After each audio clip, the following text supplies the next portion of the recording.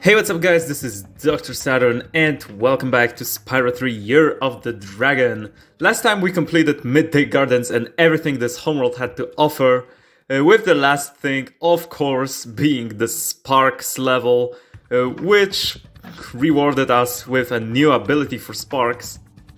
I mean, it's not really a new ability because we had it in Spyro 2, but it was forcefully ripped away from us in this game. But oh well, it's irrelevant now because we have it back, we are back, no more stupid cuts, we will not miss a single gem ever again. The whirly gig is right here, just in case you want to go back to the previous homeworlds. And one thing you already probably noticed is this big rocket here.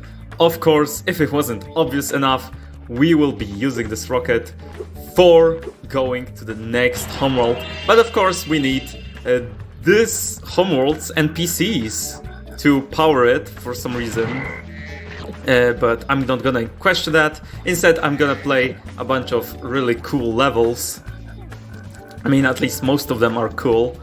We'll get to that, don't worry. Now the fodder, of course, frogs, classic Spyro fodder, and you know, all the usual things.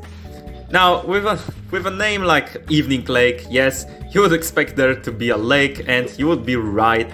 Here is the Evening Lake the homeworld is named after.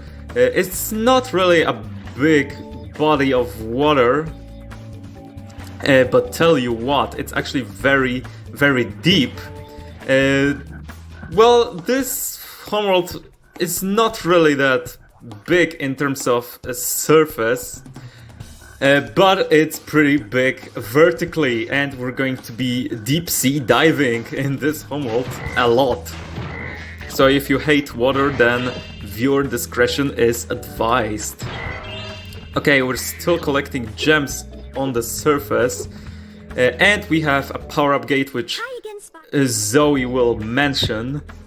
Hi again, Spyro. This power-up can make you invincible, but only for a short while. Use it to get by these flame spitters. You'll find an egg when you get past them. Yes, this is a shield power-up which will protect us from these fires that never go out. And if we're quick about this, then we're going to reach our first egg, Stewart, with a cool baseball cap. Very nice. And before you land in the water, I accidentally pressed the wrong button. I didn't mean to do this, but okay, we did anyway, so we're gonna have to come back there. Oh jeez, what is going on? Not a great start, if you ask me. Alright, obviously I wanted to go there, because yes, there is a head bash crate here, and I think a life, which I'm going to get right now. Very nice, that makes 28, nice. And we're gonna climb a ladder. We are above the hangar where the rocket is, as you can see here. And a bunch of red gems, which of course we want them. Very cool. And another egg. Ted. Now this is what I call a nerd emoji. And before we... Actually no, we can finally glide into the water. Or rather onto this ladder. To find another Sparks sign on top of it. So yes, this is where we're gonna meet after the boss. But the reason I climbed onto this tower is because I want to glide here and grab myself this egg, Hana.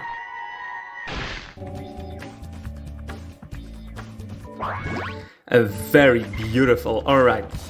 And now I think that's all on the surface. Now it's time to head into the water and, well, time to swim, I guess. Did I get this gem? I did. Nice. And all of the levels in this homeworld are located underwater. So of course this is the part where we're gonna learn the levels' names. Of course, here is the next animal friend. Of course, it's the Yeti Sorceress was talking about, but we're going to be checking it out a bit later when we get every single thing possible in this homeworld.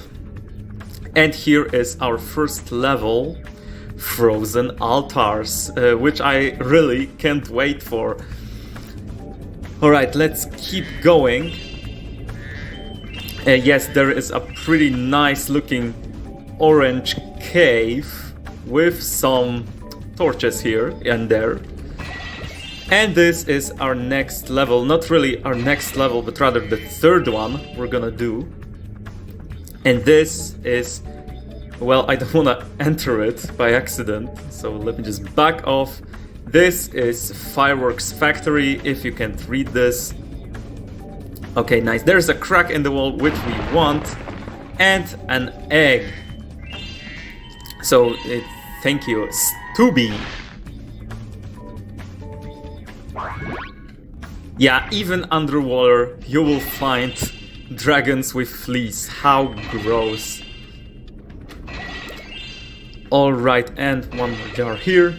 A very nice looking room, by the way. I was always a big fan of purple lighting.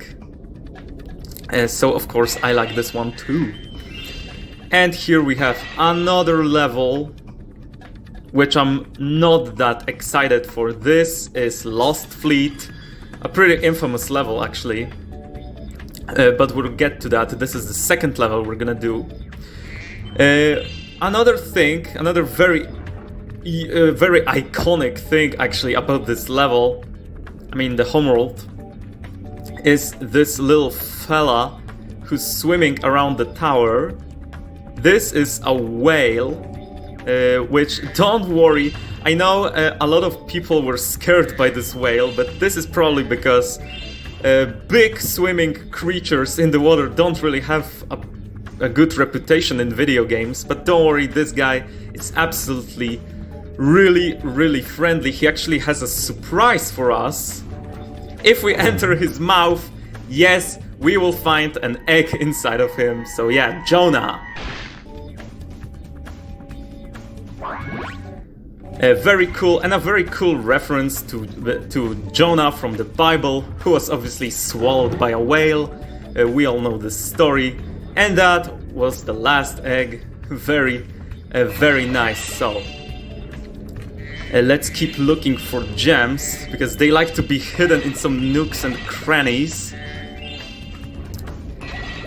So nice. Of course, we still have our good friend Sparks to show us the way, so show us the way. Yeah, and the next level, of course, I totally forgot. This is a pretty big portal actually, which leads to Charmed Ridge, the fourth level, the last one we're gonna do. And here is Honey Speedway, the speedway, of course, we gotta have the speedway. And this one is actually pretty cool, so I can't wait to take it on. 400 out of 400, that was all, that was the homeworld. So, now that we completed it, we can finally head to the animal friend. And we're going to, of course, take on his level. But of course, that will be for the next episode. So, thank you so much for watching. This has been Dr. Saturn. In the next one, we'll be freeing our big third friend in this adventure. And check out his level, his gameplay style, and what not. So, see ya!